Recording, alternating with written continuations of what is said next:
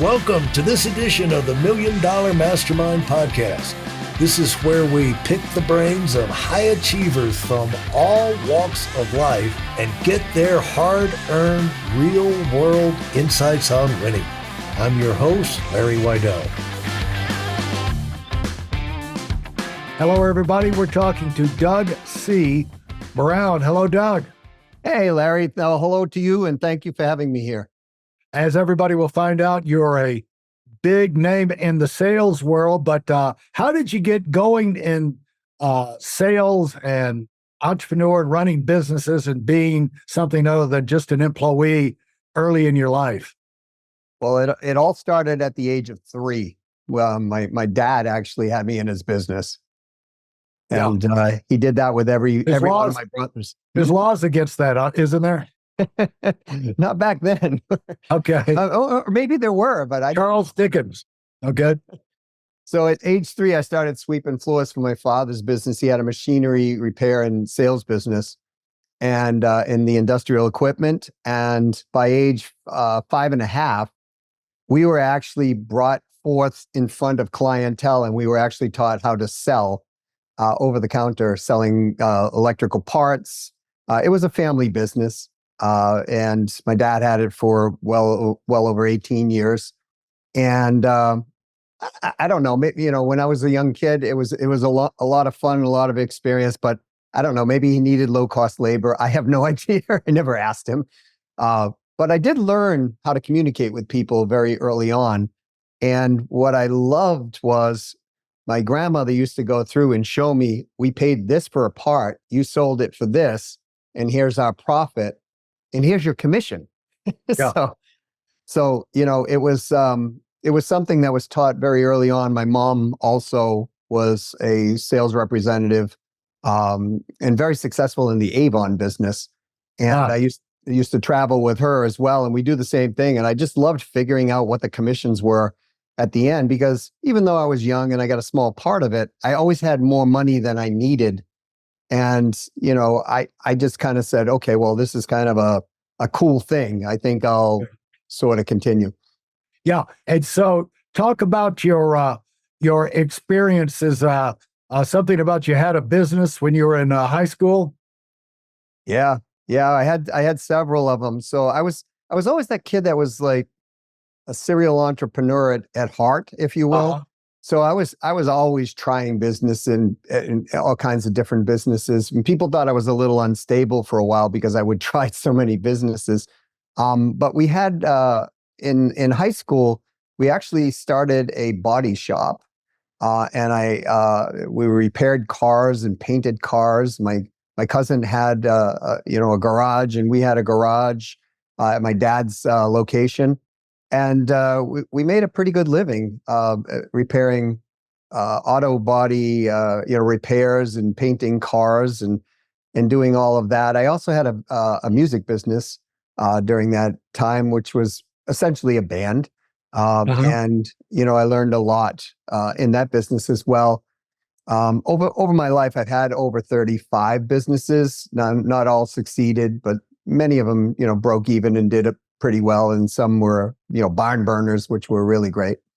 Yeah, and so in the were you constantly looking for the bigger opportunity, the bigger, more exciting thing? You just run your course like in the band business, selling musical equipment and things like that. Did you kind of run your course and things like that, and then something else comes along? How does that work? How do you go? Yeah, that's kind of what happened. Was you as we grow in anything, we learn something and we say, okay, this is good, or you think it's going to be great when you get into it. Then when you're into it for a while, it's like, well, I'm not enjoying this as much as I thought I would, or my gosh, I see this and this is a bigger opportunity, so I think I'll navigate toward that bigger opportunity. And that happened along the path. And, a couple of them, I was fortunate. They were small businesses, but I was able to kind of unload them to, friends I had or partners I had at the time. And then I moved on to the next one. Yeah. And you could speak to the importance of pursuing the opportunity that's in front of you that you have interest in, so you can either make something happen with it or get it out of your system. Yes. Yeah. Yeah. I definitely, and I did do a lot of things that, like even in the music business, I would have bands. I was I had a DJ business. We had other DJs working with us. And eventually, in that band business, for example, I got it out of my system because I was hanging around with a lot of very well-known professional musicians, and they were telling me, my gosh, we're going on tour for 300 days and we're going to be back in, Yeah. 300 days. And I was like, this is not for me. So, Right. I got it out of my system at that point, and then, moved on to a different thing. Yeah. You don't know the behind the curtain until you get behind the curtain of these things. And when you're looking at the curtain can look fantastic in a lot of things.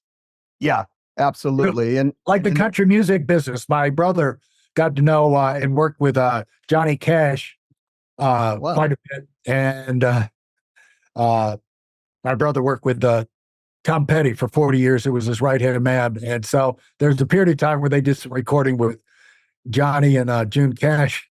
They said they toured I don't know, for like 30, 40 years, they toured 250 nights a year on a bus. Yes. That's not a life for everybody, is it? No. And frankly, for me, it wasn't going to be that life. What happened was the band Boston actually told me their tour schedule where they were going on. And that was like, I put two and two together and I'm like, I like all you guys, but I wouldn't want to hang on a bus for 300 days straight, that type of thing.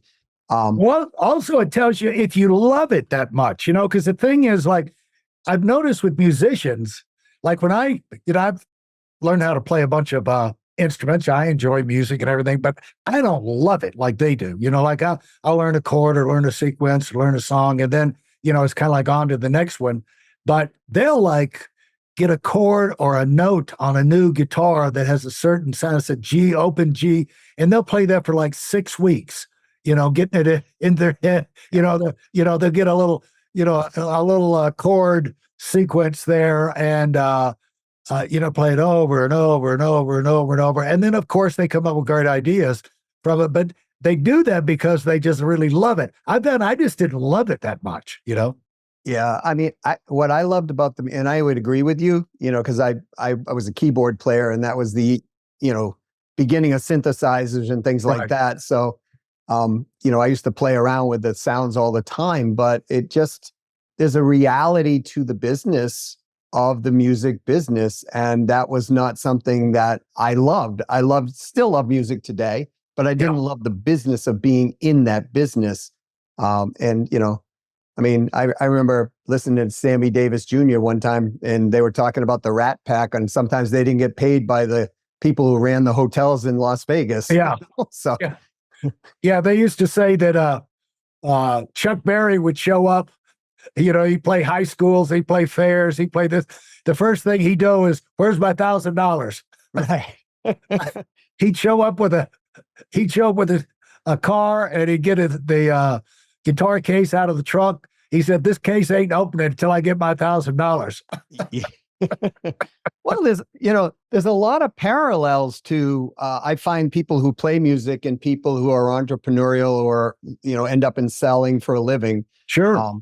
Because it's still motivating and moving people. It's just in helping people and inspiring people and solving problems and improving opportunities that they can have. So it's, that's why we tend to go to the concerts. We want to feel differently and get involved and change our state, right? And that can happen in selling and business as well. Yeah. Now talk about what did you go to from the music business? So I actually went from the music business. So when I was in the music business, I also was part-time in the military at the same time. Uh-huh. And so once that kind of ended, so the Gulf War came up, I was in that era. And once that ended, I was like, what am I going to do with myself? Right. So I'll go back to school and get a degree because I'm supposed to have a degree to be successful. That was what was kind of taught to us. Right. So Sure. I got my degree, came out of that, worked in the hospital. I got degrees in biology and nuclear medicine. And Well, I was in the middle of the hospital. Why that? Why that? Well, I originally know that wouldn't have been my first choice if I was just trying to get a degree. So while I was going to through my whole life's journey, if you will, I was always going to school in some capacity. I was always taking a class here, a class there. And I had enough credits to get into medical school, and I was accepted into medical school. But during that time, that's when the Gulf War came up. Yeah, and then, right. So it derailed the whole process. And then when I got out, I had a year to wait to get back into medical school. And I was at my college that I got my undergrad degrees in. And when I was walking by, one of the doctors said, "What are you going to do?" I said, "Well, I'm going to be having to wait a year." He said, "Why don't you go into nuclear medicine?" And I'm like, "Well, what's that?" And he told me, I'm like, "I don't know. I still got to wait." Now, this was in August, and school started in the beginning of September then. And I said, I can't get in anyways. And he said, "Well, here, come into my office." And I did. And he said, "Sign this form." And I said, "Well, what is it?" He goes, "You've known me for 6 years. Just sign the form." And I signed the form. And I said, "Okay, here's the form." And he reached his hand out and he said, "Welcome to the nuclear medicine department. You start in 2 weeks," right? And so that's how I ended up in getting the degree in nuclear medicine. Because I didn't have to wait a year. Yeah. And so you're in school, what, 4 years, something like that?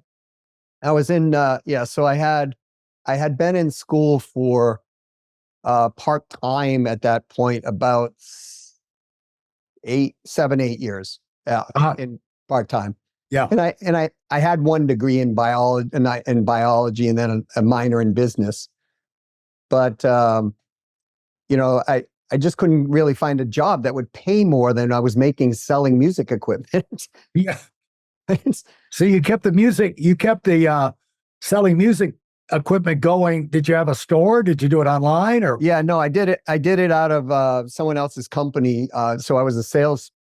Weren't called salespeople, but we were selling, and I was selling music equipment to lots of nice, fun bands, like, not Johnny Cash. I wish I hadn't been able to meet Johnny, but like Aerosmith and the Eagles and Billy Joel's band and things like that. So I was on a level where I was dealing with high-end musicians as well as people who are trying to be high-end musicians. And what happened was I realized when I was in the hospital with nuclear medicine, I passed my exams and I got my license and all that. And one day they were having an inspection and everybody was afraid in the hospital, like, "Oh my gosh," the managers were coming around. And I was like, man, this is kind of like a business, right? I got in this to kind of help people, not to get involved in that. And then, I don't know, I was walking along and I was like, I'm making more money selling music equipment than I was in this hospital setting. Right. Maybe I should try this thing called sales for a living. Yeah. And that's what I did. I see. Now, where were you at this point in time? Where in the country? I was actually in Massachusetts. Okay. So, Very yeah, interesting. I grew up in Newburyport, Massachusetts, and I was at a hospital called Beverly Hospital and Addison Gilbert Hospital in Gloucester, Massachusetts. Well, as we've talked already, bands are always on the move. And so there's always a new band coming through town. I guess there's always, and I know the people in the Petty band, they always like to go and check out the guitar stores if they got any free time in town. So I guess that's a natural thing to see the roving musicians. And if you have good stuff and can talk the language and they like you, to keep the trade going. But a lot of us, and I think you too, want to do something great with our life, something big, something, we want to get in a situation that's unlimited. And I wonder if some of that was behind what was you were looking for. Was that part of what you were looking for? In the music business, for sure. And then after, it's been something I've always looked for. So it's absolutely a fact that in the music business, I wanted to be a professional musician. I wanted to be able to play arenas and go out and influence people. Yeah. But the thing about all that is that, you're looking at a career, something you can keep on going. And in that world, you got to continue to play arenas. Right. 'Cause I'm sure you and I both know guys that have been in that world, and they played like 50 arenas, but now that world, somehow they got out of it. Right. There's lots of people in town that you run to in pretty much any town that have played stadiums, this, that, the other. I played drums with, Bon Jovi or whoever, Metallica, not Metallica, but their drummer's not going away. But anyway, the thing is, you'd like to get into something where you can continue on the rest of your life, because in anything, if you keep doing it, you keep learning, and you probably find the same things happening to you in sales. Oh, absolutely, without question. I mean, sales is, over the years, it's changed. Even to today, it's changed, right? So, I mean, 20 years ago, it was a very different sales process than it is today. And if somebody's still doing what they did 20 years ago, they're not going to do as well as they should. For those of you who are sick and tired of fooling around and are dead serious about wanting to move up fast, I've got something especially for you. I've combined the best insights from over 40 years in business and making $70 million in income, and compressed them into a free webinar. That's right, it's a free resource. If you want to find out exactly what the concepts are that I use in coaching million-dollar earners, register now at WeidelOnWinning.com. You'll discover the 5-part framework used by so many to reach their financial, personal, and professional goals. You can find that link in this episode's show notes.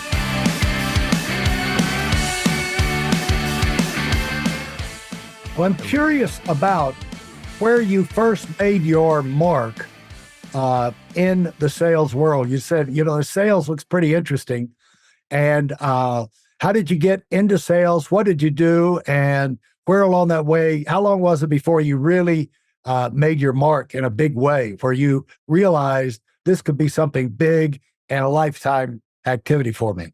Yeah. So it was, as soon as I got out of the hospital and I went into my first job, I sold telecommunication services.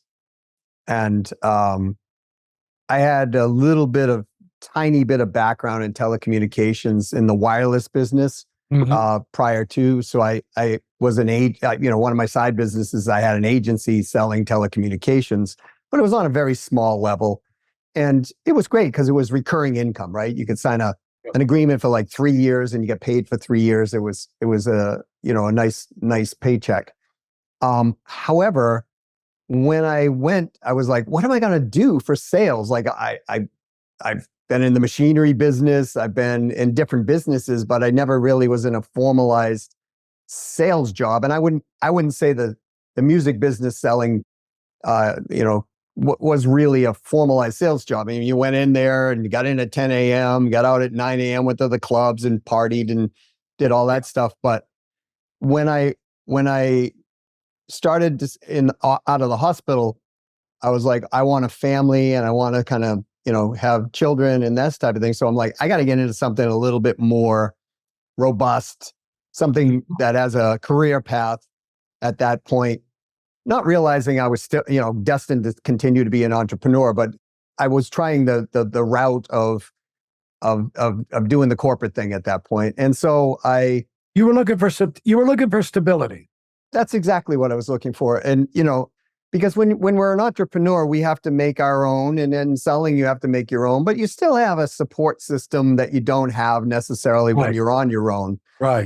In a corporate environment. In selling, you have human resources departments, you have operations, you have, commissions people. You don't have to hire all these people, right? Right. So I went into that, and frankly, I went into the interview and they asked me questions and I answered the questions and they liked, who I was. But frankly, I didn't know what they were selling. I mean, I sort of like read up on it to converse enough. And then they offered me the job on the spot. And when I did, I was like, well, I got to learn what we're doing here. We're selling digital circuits of certain types. So yeah, I ordered 3 telecommunications engineering books and overnighted them to myself and read them over a weekend. But that was probably one of the best things I ever did, because I learned to think like a sales engineer, as well as, all the technical people in the companies that I was now selling to. Right. And within my first year, I became the number one rep in the company. Really? Yeah. Yeah. But how fast did you become successful?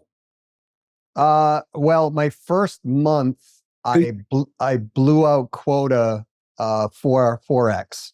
Ah, So, what I realized was, and this is some of the things that I even teach today, is if we want to make money in anything, we want to create leverage. yeah. So I started asking myself a question, like all these people were making phone calls, cold calls, and it was like 1-to-1. And I was like, how can I not do that? Like, I don't mind making cold calls, but how do I get more bang for my 1-to-1 to get to one-to-many? So then I was like, okay, there are people who actually service the people that I actually am looking for to sell my telephone services to. We sell local, long distance, data, things like that. Who are those people? And so one of them was, companies who sold phone systems. And so when a company buys a phone system from a phone vendor, what they called them back then, they usually stay with them for years, like sometimes 10, Yeah, 15 years. sure. So there's a lot of trust built in between that relationship. So I went to the phone vendors and I said, hey, I can help you sell more phone systems by looking at your clients' bills, reducing their bills, and then we'll use that savings to actually generate another phone system sale, because they can lease the phone system. I'll get them more money. We'll give them positive cash flow. You'll win, they'll win, I'll win as well. Are you interested in a relationship? Yeah. And that's what I did. And I ended up going out, and in my first couple of months, I had 9 people that said yes to me. And so they started taking me around to their client base. And then what was happening is my team was 9 people, and I was outselling my whole team combined in my second and third month out of the gate. So then I was like, well, let's double down on this. So I went out and got 18, Yeah. and so on and so on. And so, did you lose interest in this thing, or you obviously kept moving on? Yeah. So what happened was I did really well there. Because usually, let me guess, Doug, what usually happens is the corporations begin the tried and true method of, since most corporations are run by accountants and lawyers and have never sold anything and have absolutely no respect for a salesperson. When they see someone go in and balloon up like that, what they say is, not what a star we've got to take care of him. Get a limo, pick him up at his house, bring him to work, give him, pamper him, send him flowers every week. No, what they say is, we're paying him too much. Let's cut his commission. And so I'm guessing somewhere along the way, you've been through that process too. Yeah, and that's unfortunate. It took about 2 years before they started playing that. And what happened was, because it was more of a startup environment, even though we were a company, we were at $58 million. We grew from $58 million to $362 million in 2 years. Yeah. That was a really big growth path. And I was now, and let's say this: growth is driven by sales. So you got to take a little credit for that one way or the other. Yeah. Well, and that's what was happening. So as I started building out my network, I started not only with phone vendors, but data companies, wiring companies, engineering companies. And they were bringing me into, to your point, they were bringing me into these super huge deals. Yeah. So they were bringing me into what would be considered a national account. Right. And so now when I'm going into national accounts or wholesale accounts, because now I'm selling deals that are hundreds of thousands of dollars, and that was a national, bigger deal back then that created this internal competition. And what happened was, they wanted to move one of my deals to wholesale and not pay me on it. And that made perfect sense to them. Yeah. I'm sure they were shocked that you weren't excited about this great idea. Yeah, I definitely wasn't shocked, to the point where I knew who the CEO was and we had a conversation. And then I brought them Chicago O'Hare Airport, 3 or 4 other airports, big engineering companies, all kinds of things were happening. Some of these companies were coming to this company and saying, hey, we'll build stadiums in your company's name if we can do these deals. And so now I'm just a major account executive now, sitting on the executive board with everybody. Right. That wasn't playing well with the political play internally. Correct. Right? Yeah. Who's this guy? And now the CEO loved me. Don't get me wrong. He was. yeah, the CEO loved you. Yeah.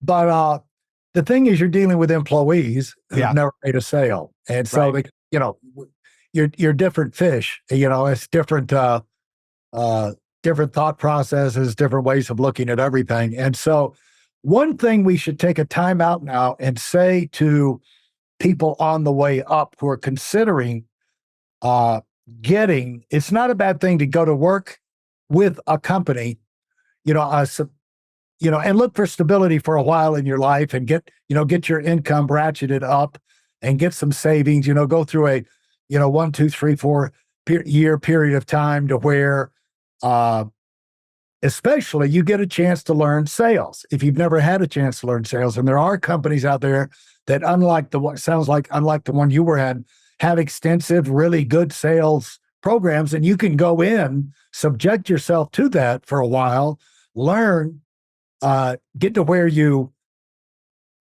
make some substantial money, prove to yourself you can do this thing, and then you can launch your own thing down the road. But it's not a bad thing necessarily to go to work for a big corporation in the sales capacity. Just be aware what's coming. The more successful you are, the faster it's going to come that somebody's going to eyeball your contract and say, too much money going to that guy. Yeah. And either cut territory or cut commission, and quotas every year are raised and all that to hit bonuses. And so that's not a reason to stay away from it. It's just go in with your eyes open that's probably what's going to happen down the road, and be thinking all along about what your next step would be. But while you're there, you can get some really valuable, you can really make that pay off for yourself, can't you? Yeah, and that's what happened, right? So I gained this experience, I gained these relationships.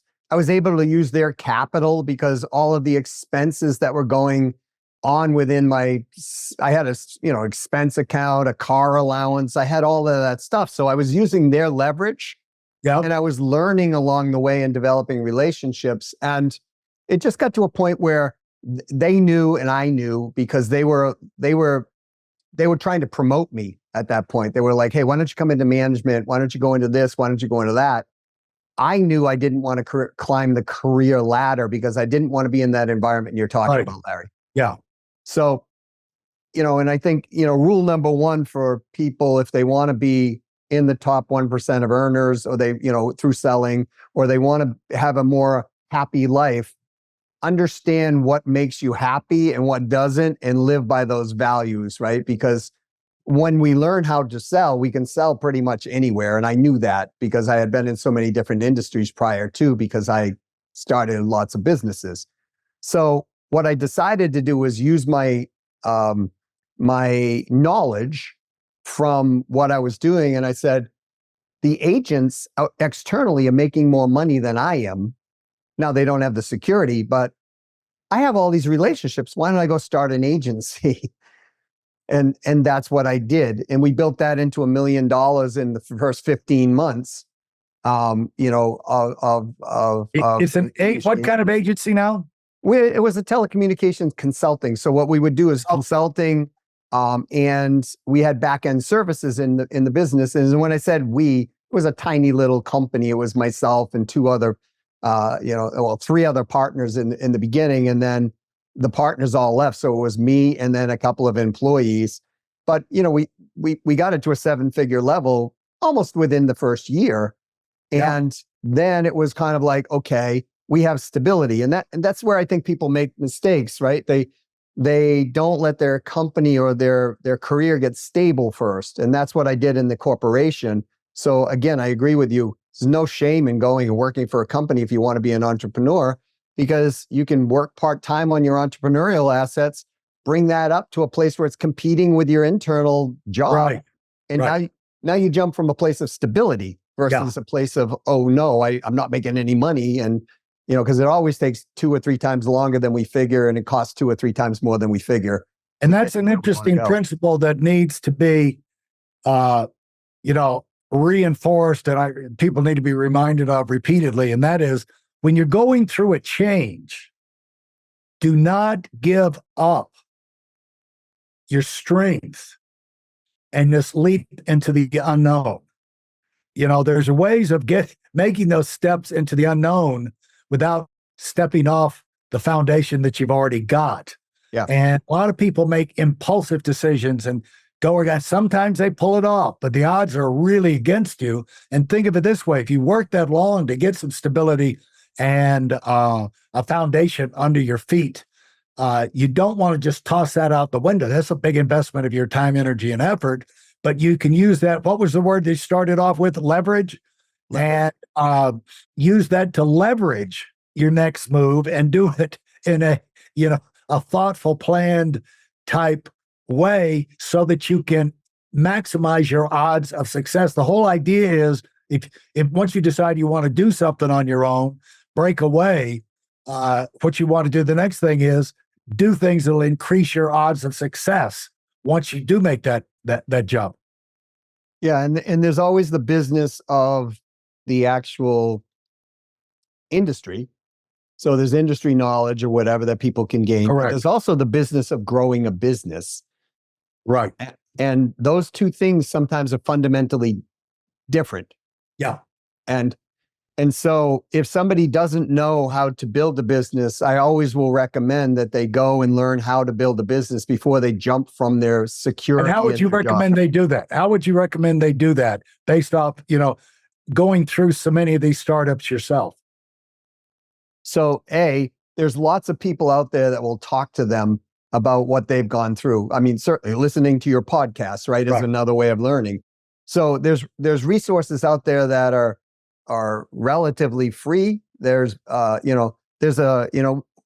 of my mentors once taught me, he said, like, if you had no money, there's no reason you can't get knowledge, because there's something called a library that's full of literary works of people who have already done what you want to do, and you just can go access their knowledge by reading their book. With today, there's all kinds of resources, digital resources. There's training, like, if somebody wants to, if you don't mind me shamelessly plugging what I do, there's if somebody wants to learn how to sell, think, act, and be in the top earners brackets of thought, or even, reality, then somebody like our company could teach somebody to do that, because we do this every single day of the week. Right. Yep. So if somebody wants to learn how to build a business, then there's plenty of resources out there. Now, they might have to pay something to do that, but I would advise them to certainly start with free resources. And then as they get some cash, they can then be very clear. But with one caveat, Larry, know what they want. Correct. Because there's too many training companies out there today who frankly have never built businesses in their life, but a training business. And too many people are spending way too much money, in my opinion, on courses and things because they don't understand where they want to go. So they think this will work and that will work, et cetera, et cetera. So the pathway to clarity is knowing our endpoint. Absolutely. You could say that again if you'd like. Sure. Our pathway to clarity is knowing our endpoint and pointing our nose in that direction and taking one step a day, every day toward that endpoint, knowing that's what it is. What does that mean a little? Can I expand upon that, Larry? Would that be Absolutely. So that means know what you want for working conditions and how much money you want to bring in. What do you want to do in your life? Build your life first. Build your business around your life. Because if you do it the other way around, then you're a slave to your own business. And the business is going to have demands like people may have never thought of. So those are the people that are working all the time and don't have a personal life. Yeah. Well, the thing is that one of the signs of someone who is really at their core an entrepreneur is someone who does not want to be put in a box. Right. And you saw that in the music business. You saw that in working in a corporation. You've seen that along the way. And I think we fight to be free. Entrepreneurs are people who fight to be free and are willing to fight to overcome the barriers to entry and the resistance to make the transition because they don't want to be in a box. Right. And they want to, they want more out of life. They feel like they what they don't know they can learn. And so that's a way of looking at yourself and being honest with yourself. Like with me, I didn't like music enough to sit there and play the same song every night, traveling around the country in a bus or even a plane. And I'll never forget James Taylor one night. At one concert, he was saying, now we're getting ready to play a song. I haven't, we just don't play it that often. And, I was thinking about it today and I figured, it'd be perfect for tonight. And he went on and on about how rare it was for them to play this song. And then he said, in fact, we haven't even played this song since last night. He was obviously stringing them along and giving the band a break, while he just chattered a little while. And so the thing is that I don't love it that much. And so the thing is, maybe people don't mind being in a box, working for a corporation or being, restricted on income or, who they work with and things like that. Maybe they don't mind it enough to fight to get their own freedom, and bigger opportunity, So you got to be honest with yourself. But what I'd like you to do is, you're obviously sold on sales as a profession, sales as a skill, sales as something to master. So I'd like you to sell sales to people right now. Why is it important to be good or great in sales? How is that a benefit for everybody? It depends on their outcome, but it's a benefit for everyone because each day they are selling. You're selling. No matter what. Yeah. If we're alive, we're selling. Now, what does that mean?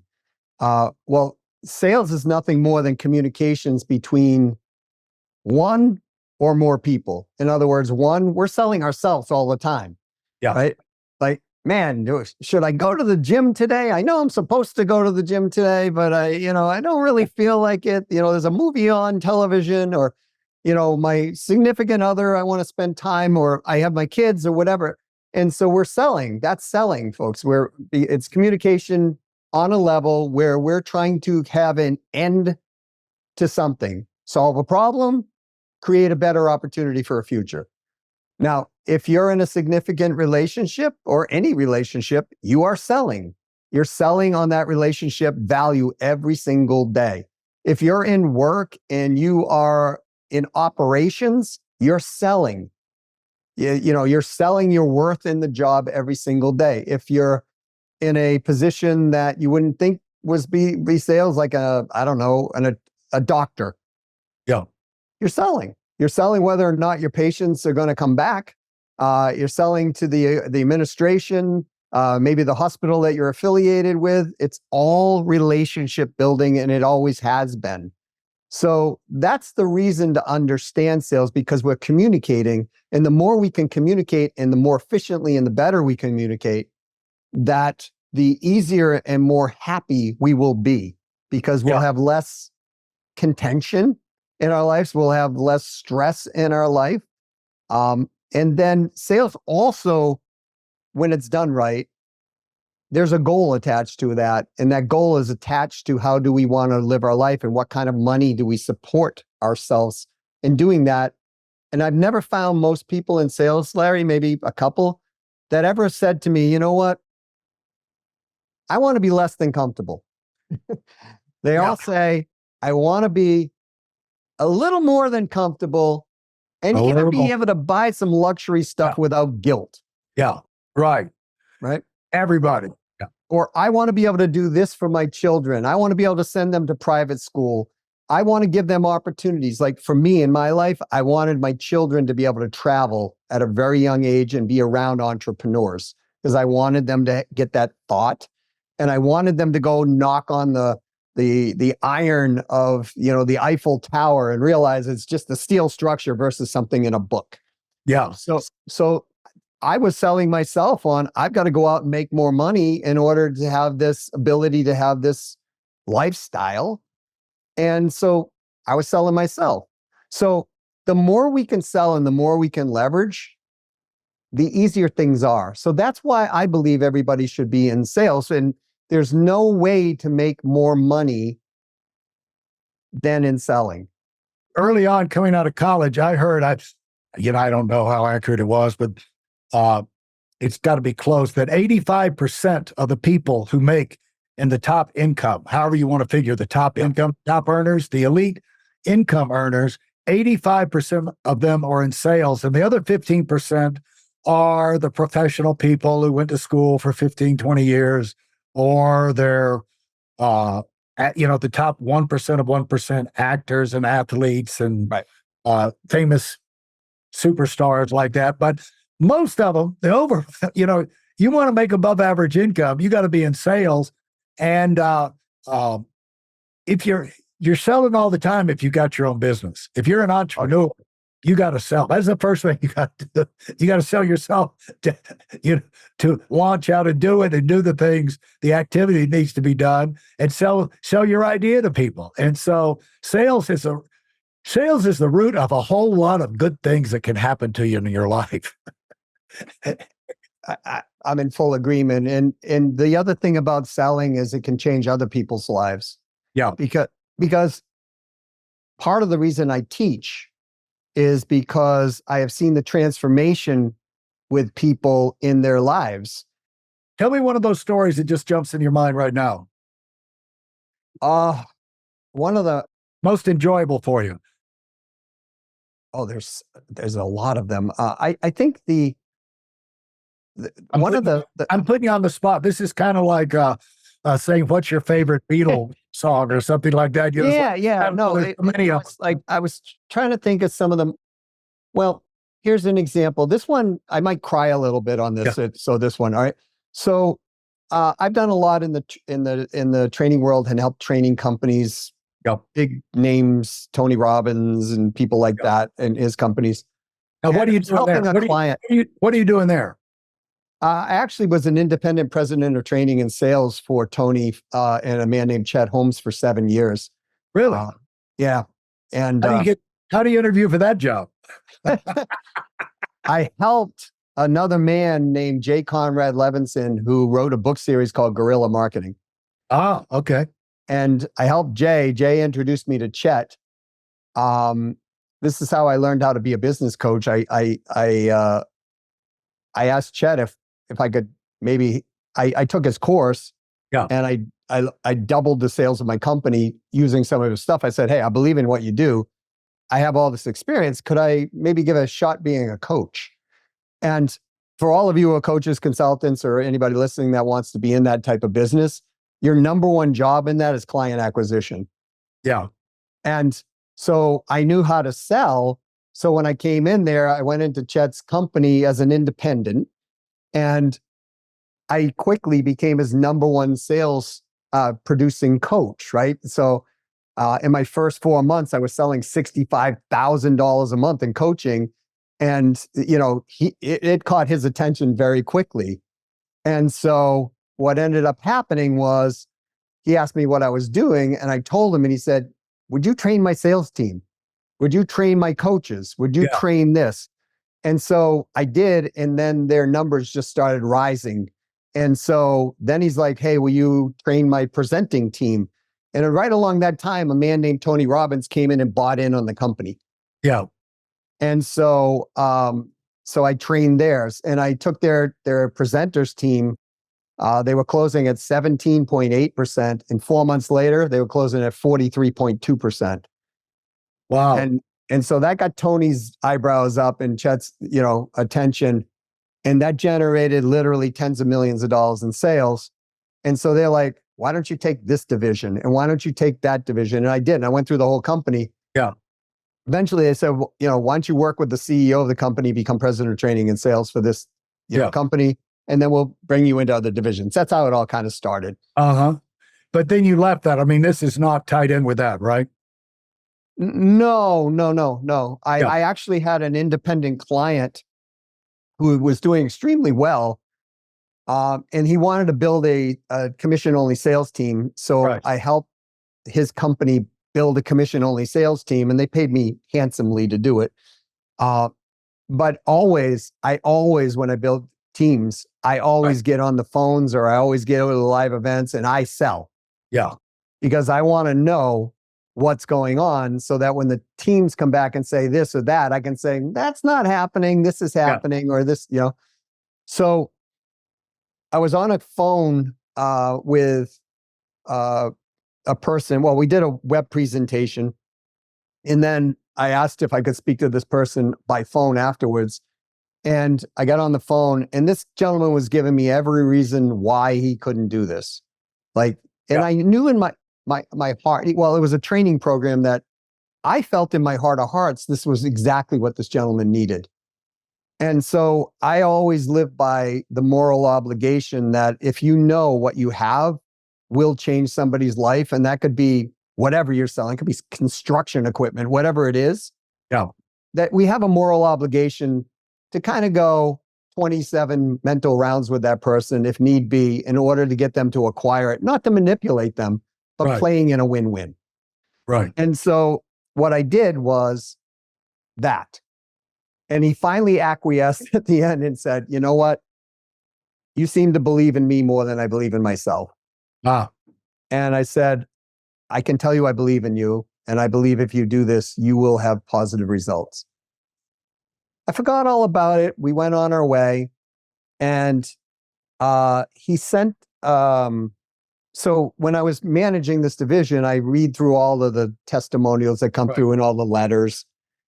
And an email came in and it was titled, I'm not trying to be crass, but this was the title of the email. Thank God someone had the balls enough to talk to me the way they did. Well, that was an outstanding headline. That caught my attention right there. Right. And so it went on and I started reading and said, thank God that somebody had the backbone to actually do what they did, because I gave the person a really hard time. I gave them every objection in the planet. They wouldn't back off. What I didn't tell them at that time is my business was falling apart. My business partner and I were leaving one another. My wife and I were having trouble. We were talking divorce. My kids were starting to get estranged from me. And in that process, he said, thank God Doug Brown had the backbone to actually help me, because this is what's happened.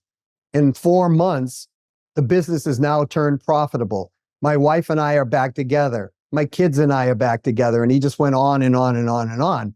And, how much better can we be in life to influence somebody? And, that relationship now is translating into his children and maybe his grandchildren and so on, and friends, et cetera, et cetera. Yeah. And you do have to trust your instincts, and this reinforces the idea that great ideas don't care who used them, but you can't use them until they're in your heads.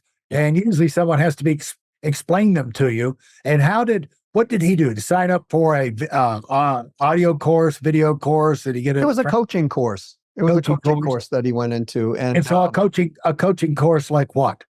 It was a business training. It was a business training and coaching course. So it was about how to grow his revenue and grow his lead flow. Was it a conference type thing? Was it one-on-one? Was it a, well, we did it in a web conference type process. And then from there, he was just so reluctant, but I could tell there was something up. I just didn't know.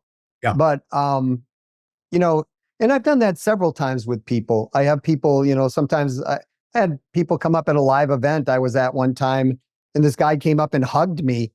And then his wife hugged me and his two little kids hugged me. And I'm like, uh-oh, who is Yeah. this? I couldn't remember who they were. But I Right. had talked to him on the phone and he said, you don't remember my voice, do you? And I said, no. And he told me the story and it was a very similar story. And he said, look, you saved my life. And I mean, that's a pretty tall compliment. Yeah. And What do you so, find- you know, What yeah. do you find? We call those professional. You ideally, if you're trying to design your life and the payoffs you're going to get from your business, it's like you have financial goals, but then you have professional goals in terms of making a difference in other people's lives. It's like, Right. what are you doing other than just making money? What are you doing to make a difference in the world? And that's in the area of professional satisfaction and payoff. And what did it's worthwhile to mention to people right now that when you're in sales, you'll run into this frequently where the client, their situation, you've got the solution. It's a no-brainer. It's a no-brainer. They should do it, but they won't do it. Yeah. And what I'll tell you, almost 100% of the time, and you did the right thing. You gave it your best shot, and then you went away and forgot about it and left it with him. And that's all you can do. That's the right way to do it, because what I've found, Doug, is that not always, but often down the road, you find out the real reason they didn't do business with you. Because what you thought was, the curtain you were looking at was the pretty picture, and there were things going on behind that curtain that they were too embarrassed to reveal. And that's why, even if you made the sale, it would have fallen apart, but a lot of times. So don't take it so hard that you'll run into those situations sometimes, but you'll find out, give it your best shot and then move along. And if it's something they can work out, they'll wind up doing business with you anyway. Yeah. And the thing is, I call that the real it, right? That's how I coined it, right? You got to find the real it. What is it? And firstly, people who are selling, please understand, you're not going to close 100%. Yeah. And if you are closing 100% or even 80%, you do not have enough prospects that you're talking to. That's really the goal, right? Yeah. So in most cases, that's the case, but there's always a business return on investment and a personal return on investment. And what I found, Larry, is in most cases where that happens, people haven't defined what the personal return on investment is for that person. Yeah. And so what ends up happening is they sell the business case, but what they don't realize is they can't make the decision because it's a consensus buy. Right. And they're afraid if they make the decision and this thing goes bad, then they're a public, board has the board. Correct. And they might get tossed out of their job, or, if they get tossed out of their job, their marriage isn't going that well. Yeah. So now they might lose that. I mean, there's a lot of things that people don't take into consideration. In my telecommunications auditing company, I found somebody who they just had a contract done with AT&T. They were talking to me and I looked at their numbers and I said, you're losing $500,000 a year. And if you want, I can go back to AT&T right now and negotiate that $500,000 back in your pocket. I can guarantee I can do it because there was a clause in all agreements back then. You had 30 days.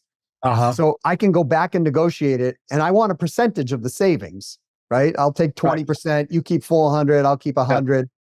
Yeah. And 3 years later, they were still on that contract. And the reason behind it is I missed the personal ROI. The personal ROI is I was talking to a telecommunications manager and he was more concerned about having him being embarrassed that he missed a $500,000 mistake than going to the CEO and saying, hey, boss, I thought maybe I did really well, and I did, but I wanted to take that extra step, and I did, and I brought this professional in, and I found out that we even could save a $500,000 more. He would have been better off doing that, frankly, but he wasn't going to, because it wasn't his money, right? He was in a corporation, and So yeah, I missed the personal ROI on that sale. And, I want people to understand, even if we're professionals in this, we don't always get it right 100% of the time. We're All human you can do beings is too. put the odds in your favor. Now, I'm going to put one to you here.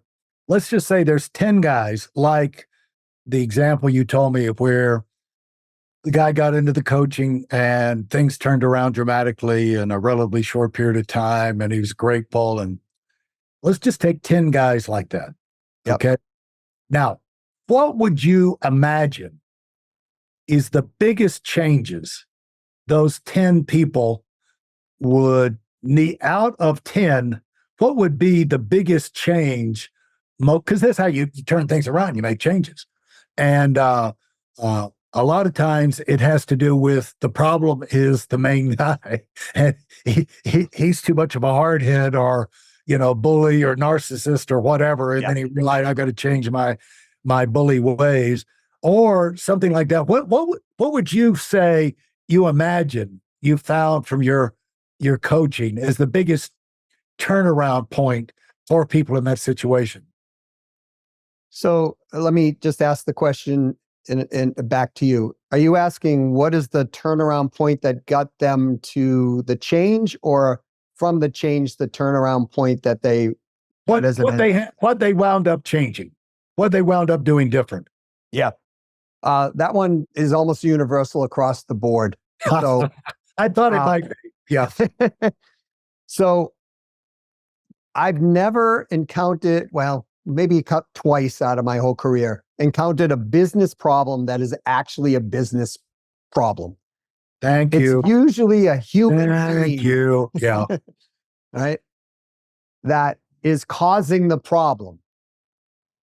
Now, we don't solve problems by finding solutions to the problem. Right. We find solutions to the problem by removing the cause of what is causing the actual problem. Yeah.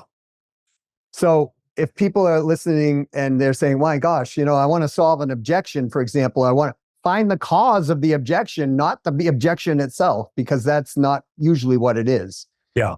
So them coming to a realization and admitting their own self-truth. That is the biggest change that I've ever seen for people, because most people are altering themselves. And so what they're doing is they're finger pointing, blaming, judging, deflecting, I used to have a friend of mine. He's like, man, my clients, they're like Teflon. They won't, it's like just slips off them. Right. So when they come to the truth, what ends up happening is they become far more peaceful, and their self-confidence and self-value, self-worth goes up. When that happens, they change their behavior. Right. Well, on the outside looking in, you see a guy, he's having problems with his business. He's having problems with his team at the business. He's having problems with his wife at home. He's having problems with his kids. There's only one person interfacing with all of these groups. Yeah. Gee, I wonder where the problem is. Yeah. But when you're in you're monomaniac on a mission, working around the clock to build a business, a lot of times you just get lost in the trees, and it's hard to, you have to be insistent. You have to drive yourself so hard. And then sometimes you, lose your perspective. But it's good to get in these different environments to where you can admit it to yourself, because if, you're putting in the spotlight and you're being blamed for it, you're never going to give in. But if you create a situation where there's a group, there's a setting to where people can hear these things, but then they can decide on their own. That's one thing about this podcast, is we cover these issues and create an environment where somebody who's listening to this can say, with nobody knowing other than them, that's me they're talking about. I need to take a look at what I'm doing. And so whatever the environment is, a coaching thing, a webinar, a small group, whatever, that allows them to realize things, hear things, have it sink in, and then go through the changes themselves. But of course, you got to reach the point where you want to change. You're like, not happy the way, because you've had success and it's miserable. It's too toxic. I don't want toxic success. I want happy success. So, yeah, I think it's a commitment. yeah, Right. So there's the want, and then there's are you committed to the want? Because if we're not committed, it's just, I kind of want that, right? Like, and a lot of people, they oversell themselves or undersell themselves on what they can achieve. yeah, So they oversell themselves on what they can do in a short period of time, and they way undersell themselves on what they can do over a few year period. yeah, And if we're not committed, we give up, really, as human beings. That's what I found, that people just go, but if you truthfully want something, like we all experience this, I bet, with a child who's just determined to get something because they truly want it. They're unrelentless, right? They're just, or relentless, I should say. Yeah. And they will keep going. I think the big challenge that people have in their business or even in selling is they tie their identity to their success. Yeah. Right. And when they do that, then things just get out of skew. I had a client one time. I had to tell him, he was doing 50 million and he wanted to grow to 100. And I said, not going to happen. He goes, why? I said, you got an 82% turnover of your employee base every year. Yeah. And he said, well, why do you think that? I said, because it's you. Yeah. Yeah. Yeah. And so, and we fixed that problem. Yeah. And he did grow. He grew from 50 million to 110 million. But the reality is that we had to remove the cause of the problem. And the cause was how he grew up. And we had to kind of reframe some of that stuff. Yeah. Another point to make for people is you're not going to make every sale. And in line with what you said, you can't tie your identity to your results because nobody wins. There's no coach in any sport that wins all the games every year, and you look at what Belichick went through here the last few years, and now he's out on the streets and he couldn't even get a job this year. He interviewed for like 3 or 4 jobs. Not only lost his main job, he couldn't even get another job yet. I'm sure he will if he, from one year to the next. But the point is, things go up, things go down. And, you do what you can and you fight for it. And if you do the right things over the long haul, you're going to win more than you lose. But when you get reversals, don't fall apart. It's not written that you were entitled to have 100% success growth in your business. We fight for growth 100% of the time. We don't always get growth 100% of the time.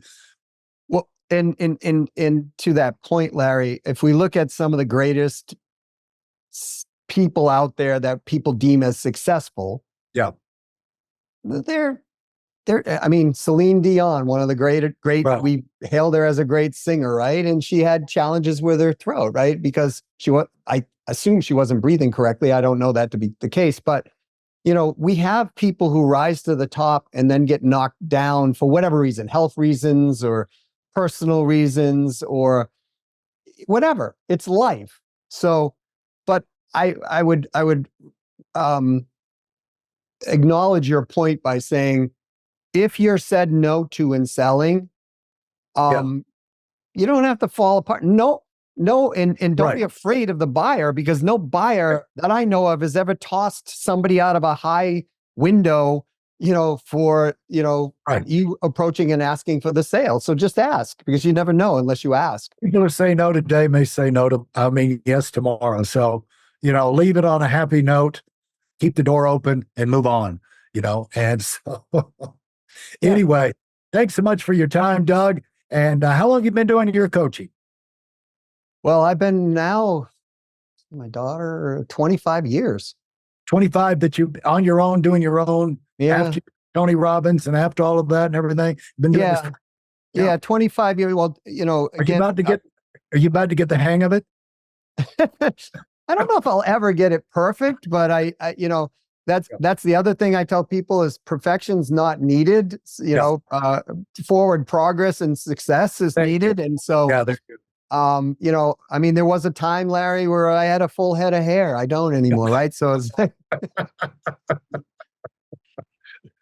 I always let my guests have the final word. And so, do you have a final parting word you'd like to give everybody as we move forward? And by the way, your podcast is called CEO Sales Strategies, where you interview CEOs with $5 million plus companies and talk about their strategies and sales strategies and growth strategies. And so look for that on the podcast menu. Yeah, and thanks for letting me have the last word in that regard, because I think this is really important for people if they're going to be an entrepreneur or they're going to enter into sales, which is an entrepreneurial job, really, where you can, in some cases, they don't have a capped compensation plan, and you can, you can go and do quite well. I think the biggest challenge for people is not understanding why they're actually building the business in the first place. And, you can build a business to stake your ground and say, this is my turf. That's one place. You can build it for money, or you can also build it for time freedom. And you can have a combination of all of those three. And I would not challenge, but implore people to, before they're going forth in this, to sit down and get clear on why they're doing it. Because, at my stage in life for now, it's no longer about putting a stake in the ground. It's about having time freedom and the additional funds to do it. Yeah. But I'm 62 years old now, right? Back when I was 30, it was to put a stake in the ground and make money. Right. Sure. So I would encourage people, because entrepreneurship is an amazing thing to have, but the business doesn't care how stressed out we are, and it doesn't care how great we do. The business just wants to be fed money in, money out equals something. And so it's our job to actually take control of our personal life and guide it to where we want, and have the business support that. That's a great point, and not brought out enough. So thank you for covering that. And thank you for your time, Doug. It's been a lot of fun. Hey, thank you, Larry. I really am grateful that I'm here and appreciative. Bye. Thank you for listening to this episode of the $1 Million Mastermind Podcast. Commit to your personal and professional evolution with our free training video. It's designed not just as an educational session, but as a transformative journey for those bold enough to aim for the stars. This isn't just any webinar. It's a roadmap to achieving the extraordinary. It's tailored for those who dare to dream big, and yes, it is completely free.